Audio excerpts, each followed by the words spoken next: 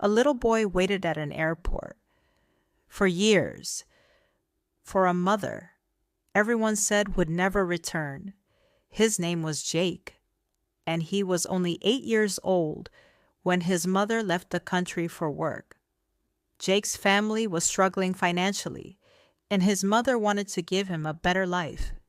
Before leaving, she hugged him tightly and said, "Jake, I'll come back soon. And when I return, I'll bring you lots of gifts." Jake smiled and took off his small bracelet.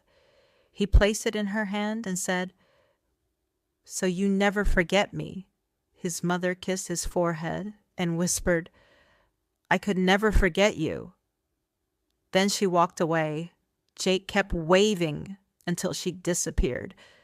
At first, she called every single day, then once a week, then once a month, and then nothing. No calls, no messages, no letters. She completely disappeared.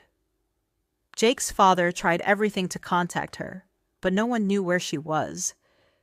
As years passed, people began talking. "She left you. She found another family. She's never coming back." But Jake never believed them. Every single Sunday, he went to the airport. He waited for hours.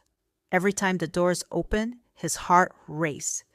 But every single time, he went home alone. Years passed. Jake became a teenager, then a young man. But he never stopped waiting. Then one night, everything changed. While driving home from work, Jake was hit by a speeding truck. The accident was terrible. When he woke up in the hospital, the doctor gave him heartbreaking news. He had lost his eyesight forever. Jake was completely blind. His whole world went dark. But even after losing his vision, he still kept going to the airport. People were shocked. One airport worker asked him, "Why do you still come here? You can't even see anymore." Jake smiled and said, "I can still hear my mother's voice."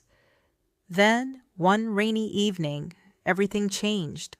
A flight landed. Passengers began walking out, and suddenly, an older woman stopped in front of him.